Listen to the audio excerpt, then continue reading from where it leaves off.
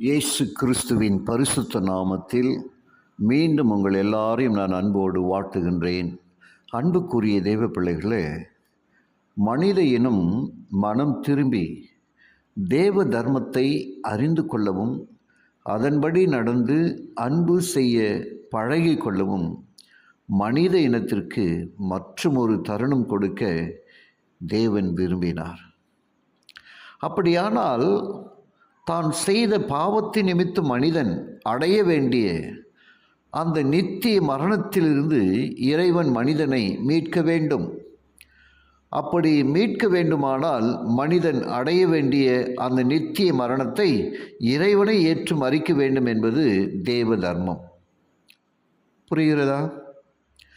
இந்த தேவ தர்மத்தின்படி மனிதனுக்கு பதில் இறைவன் மரித்து மனிதனை நித்திய மரணத்திலிருந்து மீட்க வேண்டும்.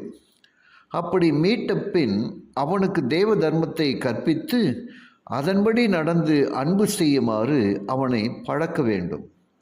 பழக்கி அவனுக்கு நித்திய வாழ்வை கொடுக்க வேண்டும். இதற்காக இறைவன் மகா வேதனையும் மகா கேவலமும் நிறைந்த மரணத்திற்கு தம்மை உட்படுத்தினார். அவ்வாறு மரித்த பின் அவர் பாவம் ஏதும் செய்யாதவர் என்பதால் 3 நாட்களுக்கு பின் அவர் உயிர்த்தெழுந்தார். இப்படியாக இறைவன் மனிதனுக்காக மரித்தார் என்பது இறைவனது அன்பு எவ்வளவு ஆழமானது என்பதை விளக்குகிறது. அன்புக்குரிய தேவ பிள்ளைகளே, இதை எண்ணி பார்க்கும் எந்த மனிதனும் இறைவனது அன்புக்கு பதில் அன்பு செய்யாமல் இருக்க முடியாது. அப்படி அன்பு செய்யும் அனைவரும் நித்திய வாழ்வை பெற்றுக்கொள்வார்கள். இப்படியாக இறைவன் மனிதனுக்காக மரிக்கும் மரணத்தை, அதன் கொடூரத்தை மனிதன் எண்ணி பார்க்க வேண்டும் என்பதற்காகத்தான் மனிதன் மிருகங்களை பலியிடும் சடங்கு இறைவனால் மனிதனுக்கு நியமிக்கப்பட்டது.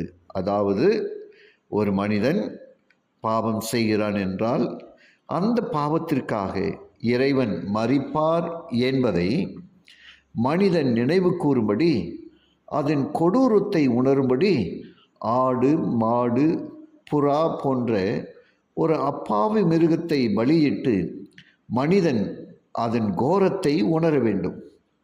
அப்படி அவன் கோரத்தை உணர்வதனால் அதன் பிறகாவது அவன் பாவம் செய்வதை விட்டுவிட வேண்டும்.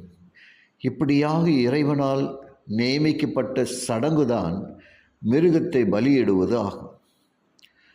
அதாவது, மனிதனுக்காக இறைவன் மரிக்க இருக்கும் மரணத்தின் கொடூர தன்மையை மனிதனுக்கு கொஞ்சம் உணர்த்தி காட்டுவதற்காக நியமிக்கப்பட்ட கொடூரமான சடங்குதான் மிருக பலியிடுதல். இந்த உண்மையை தெளிவாக காட்டுவது பைபிள் மட்டுமே. அதாவது, ஆதியிலே மிருக பலியிட்ட மனிதர்கள் அந்த பைபிள் கூறும் யா என்கிற அந்த மெய்யான தெய்வத்திற்கே பலியிட்டார்கள். ஜெபிப்போமா?